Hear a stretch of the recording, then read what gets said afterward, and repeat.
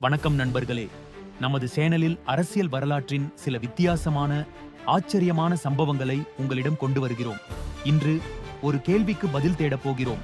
ராமநாதபுரம் மாவட்டத்தில் யார் ஜெயிக்கிறார்களோ அவர்களுடைய கட்சிதான் தமிழ்நாட்டை கடந்த 50 வருடமாக ஆளுகிறார்கள். தமிழக வெற்றிக் கழகம் ஆட்சி அமைக்க வேண்டும் என்றால் இந்த ராமநாதபுரம் மாவட்டத்தில் உள்ள தொகுதிகளை கைப்பற்ற வேண்டும். இது சொல்லப்படாத விதி. இதை பற்றி விரிவாக இந்த வீடியோவில் பார்க்கலாம். 1989 எம்ஜிஆர் மறைவுக்கு பிறகு ஏடிஎம்கே பிளவுபட்டது. திமுக ஜெயித்தது. ராமநாதபுரத்திலும் டிஎம்கே கூட்டணி முழுமையாக ஜெயித்தது.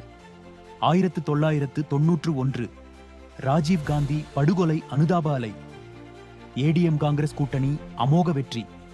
ராமநாதபுரத்திலும் அதிமுக கூட்டணி வெற்றி. 1996 ஏடிஎம்கே மீது ஊழல் குற்றச்சாட்டு, ரஜினியின் ஆதரவு டிஎம்கே. மாநிலத்திலும் ராமநாதபுரத்திலும் திமுக கூட்டணி முழு வெற்றி. 2001 ஜெயலலிதா மீண்டும் வந்தார். ஏடிஎம்கே கூட்டணி வெற்றி. ராமநாதபுரத்திலும் அதே நிலை.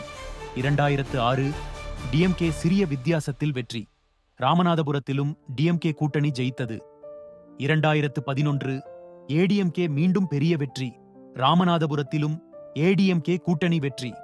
2016 அரிதான சம்பவம். ஏடிஎம்கே மீண்டும் ஆட்சிக்கு வந்தது.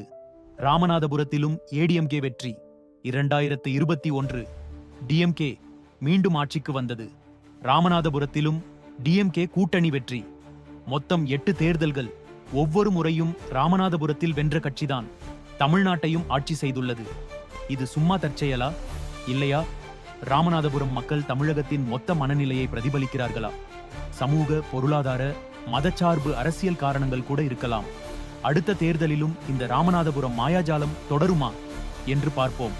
இந்த ராமநாதபுரம் மாவட்ட தொகுதியில் எந்தெந்த கட்சிகளுக்கு எத்தனை சதவீதம் வாக்குகள் என்பதை பற்றி விரிவாக அடுத்த வீடியோவில் பார்க்கலாம். நன்றி. இந்த வீடியோ உங்களுக்கு பிடித்திருந்தால் லைக் செய்யுங்கள், நண்பர்களுடன் பகிருங்கள். மேலும் சுவாரஸ்யமான அரசியல் தகவல்களுக்கு நமது சேனலை